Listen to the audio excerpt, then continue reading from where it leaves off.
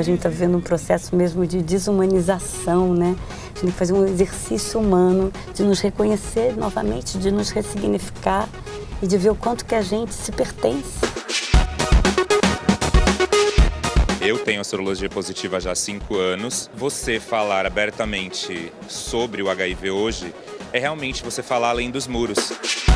O estilo só interessa se ao mercado de arte, ao galerista. Porque para ele tanto faz estar vendendo uma tela com uma pintura cubista, uma tela com abstrato, pop, né? Ele basicamente defende um formato. It would have been very easy for me to write 10 songs that kinda sounded like Iris after that one. And each song would have been progressively worse. Wonder where you are, and if we fall apart.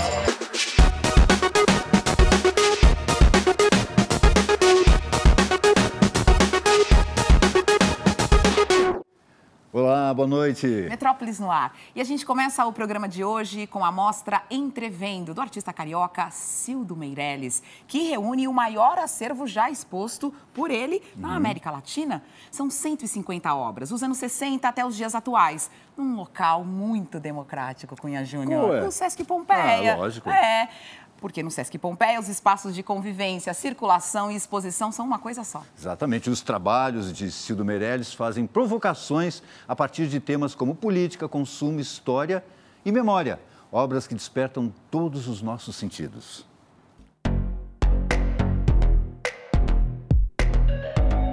Cildo Meirelles é figura presente em museus e exposições de todo o mundo. Tem trabalhos na Europa, nos Estados Unidos, mas no Brasil fazia 20 anos que não havia uma mostra individual tão significativa quanto é Entrevendo, em cartaz no Sesc Pompeia. É mais uma antologia, um recorte, porque tem trabalhos de diferentes épocas, mas não é uma coisa abrangente, detalhista, quer dizer, não é toda a produção. Tem coisas que nem estão, né, inteiramente, não estão de todo. Né? Os primeiros desenhos, por exemplo, que eu chamo de africanos, não estão aí. Tem a partir justamente de 67, por aí, mas 63, 64. Muitas das suas obras falam de jogo, ou trazem essa ideia de jogo e de interação, né? Você até colocou dessa presença do público como participante. Aqui é talvez uma proposta mais ousada de interação ou é um espaço... Mas eu acho que naturalmente é um espaço de interação. E talvez isso seja assim, um dos grandes méritos do Sesc. E seguramente isso entrou nas discussões também, nessa possibilidade de interação entre obras. Então tem algumas aqui que realmente tratam explicitamente disso, né? Trabalham com isso.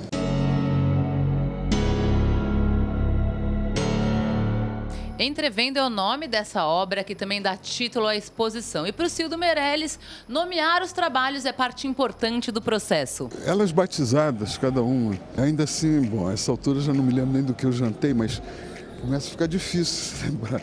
Então você põe um nome e fica mais identificável, mais imediatamente identificável. Dentro dessa ideia, dessa lógica de abdicar, digamos, da sedução do sentido da visão, a titulação não cria uma ideia, enfim, não...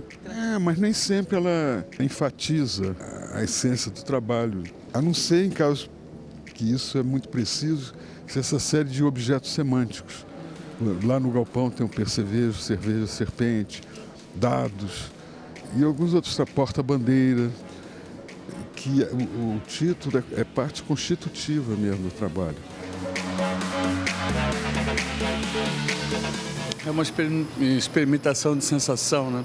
Eu acho que o gelo, o doce, o salgado, esse volume aqui, essa suspensão, interessante. Te causa um estranhamento, eu acho. Isso é legal. O que a gente queria, de fato, é que o público acessasse a exposição de maneira muito espontânea. Então, de maneira propositada, a gente quer, de fato, que as pessoas circulem e se encaminhem pelo espaço da convivência da forma como a própria arquiteta pensou o Sesc. Eu conhecia em Inhotim. Eu comecei agora dali da obra que dá título à exposição, né? Dá uma sensação diferente porque tanto pelo seu pé, né, que você tá pisando de uma forma delicada e você olha pra cima, tem tipo um clima super tenso, que deixa a obra, enfim, assim, mais tensa, mas é super legal, ela é super interativa. né? Ao contrário de praticamente todos os trabalhos do Cildo, quando ele efetivamente cita o material, ele está usando aquele material. Aqui é um dos poucos em que você sente de fato que não são ovos. Eu tenho pouco contato, quase não sei nada sobre ele e vim me provocar, na verdade. Ah, que ótimo. O que você achou? Isso daqui foi o comecinho, você acabou de entrar aí? Foi, pois é. Essa foi a primeira. O que mais me chamou a atenção é ter essa pele fina, né, esse tecido, que criava um novo ambiente. E aí o que me chamou para dentro foi essa luz que é diferente e tem esses ossos pendurados. Ver uma parte da sua obra exposta e com essa nova proposta de interação fora de uma galeria, com a sensação de olhar também a sua própria produção em perspectiva? É sempre uma coisa interessante para mim, não sei se para o público vai ser, mas de você poder, em alguns espaços, você mudar de um ano para 20 anos depois, e visitando cada uma, e com todas as memórias relativas àquele trabalho. E isso mas aí é uma espécie de prazer hedonístico por individual.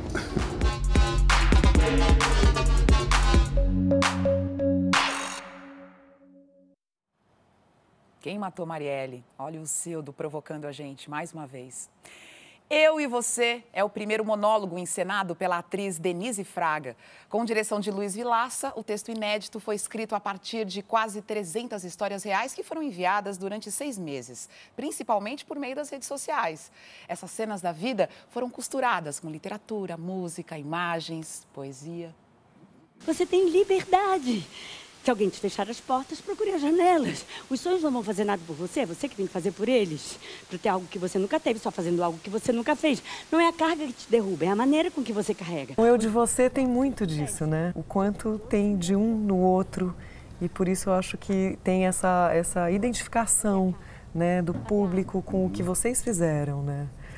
Eu falo que essa peça é meio música do Roberto Carlos, assim, pelo menos um pedaço você já cantou, porque todo mundo são histórias comuns, assim, na verdade, histórias de todos nós. A ideia do espetáculo é meio essa, né, você vestir-se do outro, você estar dentro do outro, e a gente perceber que a gente é um, né, e a gente está tão desconectado disso, né.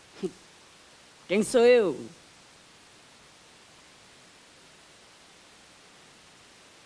Quem sou eu, mãe? São histórias que vocês coletaram de pessoas que vocês pediram essas histórias. A gente fez um anúncio pedindo e além de redes sociais. Aí as histórias começaram a chegar, a gente foi selecionando o que a gente achava que tinha um caminho e depois fazendo toda a costura. Um olhar acende, sempre que te pergunto, que quando, como e donde mais brilha esse olhar, tu sempre me respondes, quizás um triste. O Luiz vai grudando os papeizinhos na parede, assim como roteiro de cinema é feito, né?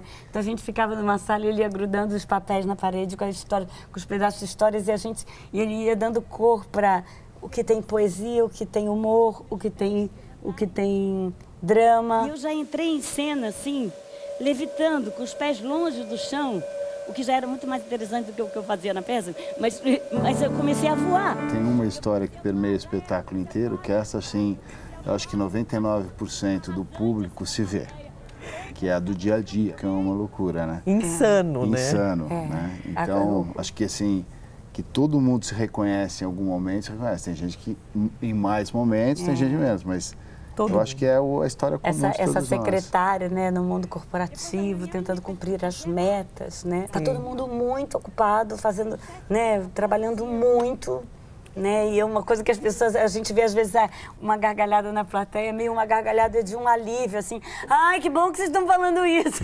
Eu e meu irmão aprendemos a nadar com minha mãe no mar cheio de ondas do Rio de Janeiro. Minha mãe era excelente nadadora. Esse link que a gente fez com a poesia, com a literatura, às vezes eu sempre falo, as pessoas quando a pessoa vive acompanhada da arte, pelo menos você embeleza seu sofrimento. Você vive acompanhado da cumplicidade dos poetas. Eu falo, quem lê Dostoiévski e Fernando Pessoa, no mínimo vai sofrer mais bonito, porque que está passando pelo sofrimento fala igual aquele poema do Pessoa, igual aquele conto da Clarice, né? Você tem uma companhia. Fazer amor de madrugada, amor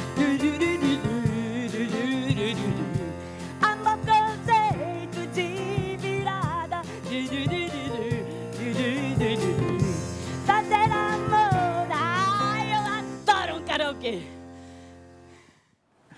Bom, e começa amanhã em São Paulo o Festival Artistas de Rua. São apresentações circulando por espaços públicos da cidade por 15 dias, tudo de graça.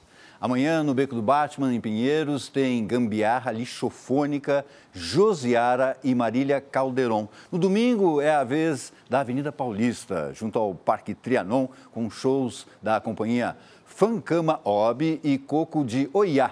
E a dupla Benjamin Taubkin e Lena Bauli.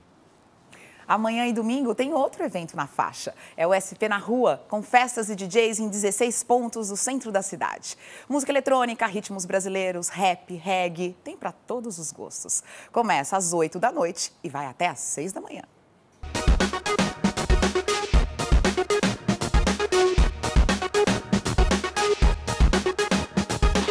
E em 33 anos de carreira, a banda Google Dolls está pela primeira vez no Brasil. Eles abriram o show do Bon Jovi nesta quarta-feira em São Paulo. Hoje eles se apresentam em Curitiba e no domingo eles estarão no Rock in Rio.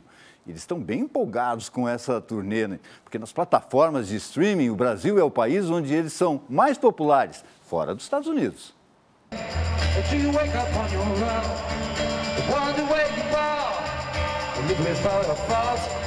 A banda, que surgiu em 1986, só estourou 10 anos depois com Iris, tema do filme Cidade dos Anjos. A música é daqueles hits eternos.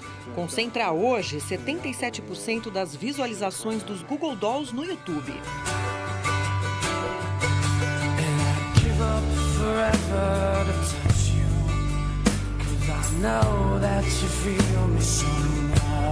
It was 1998, and my wife and I had just separated, and I was sort of feeling this weird kind of writer's block. I got a phone call from a music supervisor for a film, and he invited me to come and see the film. What would I say to that woman if I was him? Because he's willing to give up his immortality to feel human things. What's that taste like? You don't know what a pear tastes like? I don't know what a pear tastes like to you. And then we were in the studio, and the producer was like, I want to use some strings on this. So we were like, oh boy, I don't know about that, I don't know about that. So we brought him in just to see how it went. And then I remember watching the orchestra play and saying to him, we're turning a corner. And it's like, we're not going back. And I don't want the world to see me, 'cause I don't think that they'd understand. 21 anos depois do auge, Google Dolls acumula 12 álbuns de estúdio. O mais recente acaba de sair, Miracle Pill. Wanna make these emotions physical, free the weight of my soul ethereal. I think John and I are fairly similar places in our lives. We've got, our families have just expanded, but, we have kids now, we have the internet, social media and all this kind of stuff. This is all stuff that has really changed the world. I got to figure out what world that's going to be, because I got to get my kid ready to be an active member of that world. Miracle Pill, ou Pílula Milagrosa, fala das soluções instantâneas que as pessoas procuram hoje e reflete sobre conexões reais. I was thinking a lot about connections, feeling connected myself, because I never do. I always feel like I'm sort of sitting there and there's like a window. I'm just kind of looking at everybody else. And what is a legitimate connection? To sit face to face and to say, be careful, because there's a lot of beautiful, shiny things in the world, but they don't mean anything, and they will ultimately leave you empty. Look for something real. And it's not always the prettiest thing. All of my doubts, all of my hopes keep keeping me down. I'm starting all low, starting all low, starting all low. O Museu do Louvre, em Paris, recebeu hoje um protesto de ambientalistas. Eles sujaram as mãos com melaços de cana-de-açúcar, que fica bem escuro, como o petróleo. e depois deixaram a impressão nos vidros da pirâmide, que é a entrada do museu. O protesto é contra o que os ativistas chamam de mãos sujas de um dos patrocinadores do Louvre, uma empresa petrolífera francesa.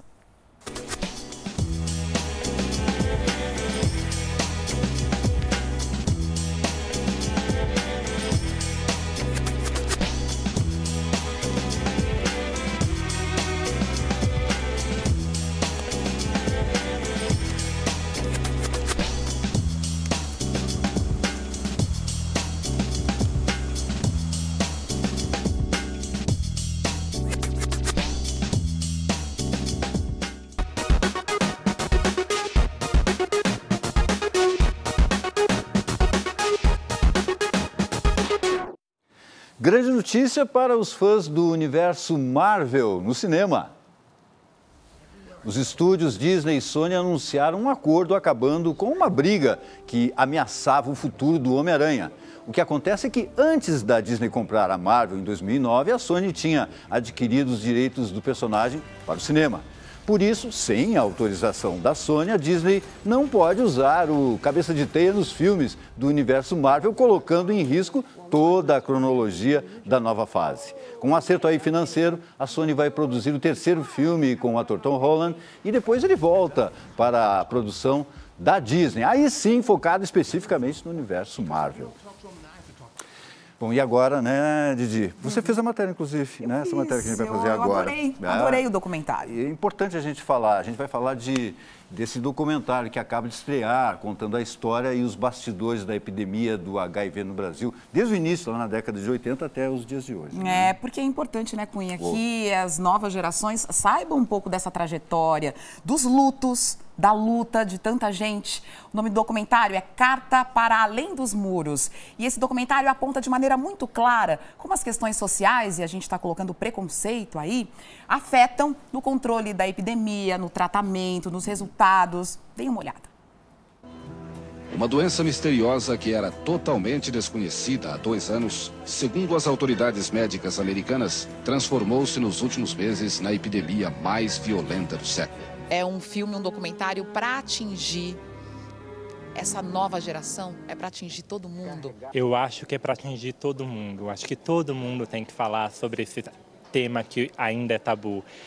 Os jovens que não conheceram a epidemia no momento mais crítico, os adultos que, por conta de terem vivido esse momento, trazem medos e uma imagem que já mudou. Eu acho que o filme representa um grande marco na resposta ao HIV no país, porque ele vai, ao trazer essa cauda de cometa, essa trajetória dessa construção, provocar um diálogo entre gerações, que acho que a gente ainda não teve. E o fato dele ter se exposto, dele ter tido coragem de falar sobre o assunto, de ter tido coragem de colocar o assunto na mesa para as pessoas começarem a debater, aquilo foi importantíssimo na conscientização.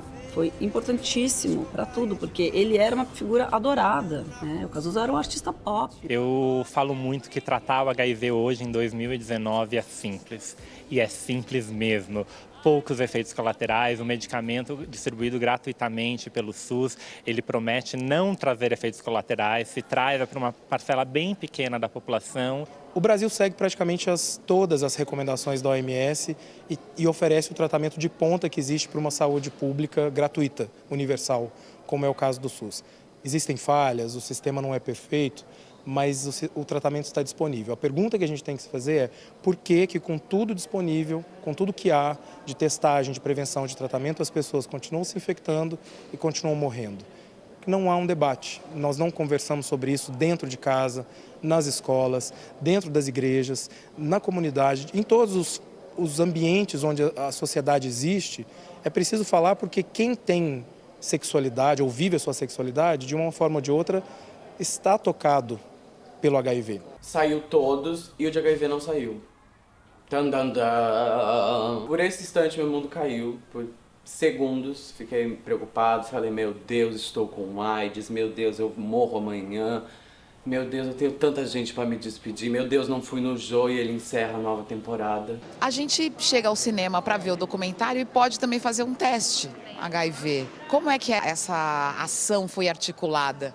Por que é que vocês acham isso importante? Porque a gente tem que naturalizar a testagem. O serviço público oferece gratuitamente, a gente pode fazer no nosso médico particular, as pessoas não sabem, mas tem teste rápido, autoteste para vender na farmácia, ou seja, qualquer um pode ir na farmácia e comprar, só que tem esse véu de que, se der positivo, a pessoa vai se suicidar. É claro que todos os cuidados são tomados, você sempre tem como recorrer a alguém para ter um aconselhamento, mas a gente precisa naturalizar a testagem. A gente tem que pensar na nossa saúde sexual. E não é só HIV, é sífilis, hepatite, são todas as ISTs e tem que ser algo constante. O HIV, ele vem sempre contornado de muito estigma e muita discriminação. De onde surge o estigma e a discriminação? Primeiramente, da falta de informação. O que aconteceu no passado e que o filme mostra foi nefasto. Foi o do medo, foi o do pânico, foi o da peste gay, né, e de muitos outros fatores estigmatizantes que permanecem até hoje. E dar voz a essas pessoas, provocar esse debate de sociedade, incluindo essas pessoas, é recriar uma narrativa. Alguma coisa aconteceu comigo, alguma coisa tão estranha que ainda não aprendi o jeito de falar claramente sobre ela. Quando souber finalmente o que foi essa coisa estranha, saberei também esse jeito. Olha, é importante prestigiar o documentário nacional no primeiro fim de semana, até para garantir uma segunda semana. É claro, e um tema tão importante que a gente tem que estar informado, como a gente já falou. Com certeza. Uma pergunta agora. Uma pergunta de quem é fã dos Beatles. Tá. É possível melhorar o que parece perfeito? Pergunta de fã, né? De fã dos Beatles, né? Os fãs dos Beatles têm a chance de responder essa pergunta a partir de hoje. É que acaba de sair a nova versão do álbum Abbey Road, que ontem completou, inclusive, 50 anos. Pois é. Tem uma versão remasterizada por Gil Martin, filho do produtor original George Martin. Claro que não faltam sessões de estúdio e demos que não entraram para o álbum original. Pronto. Para marcar o lançamento, saiu um novo vídeo. De que música? Here Comes the Sun. Pensei que a gente ia cantar. Um dos sucessos do disco. Vamos de Beatles para encerrar o Metrópolis de hoje. Domingo a gente está de volta às 8 horas da noite, não é? A gente se vê de novo. Um beijinho. Tchau, tchau.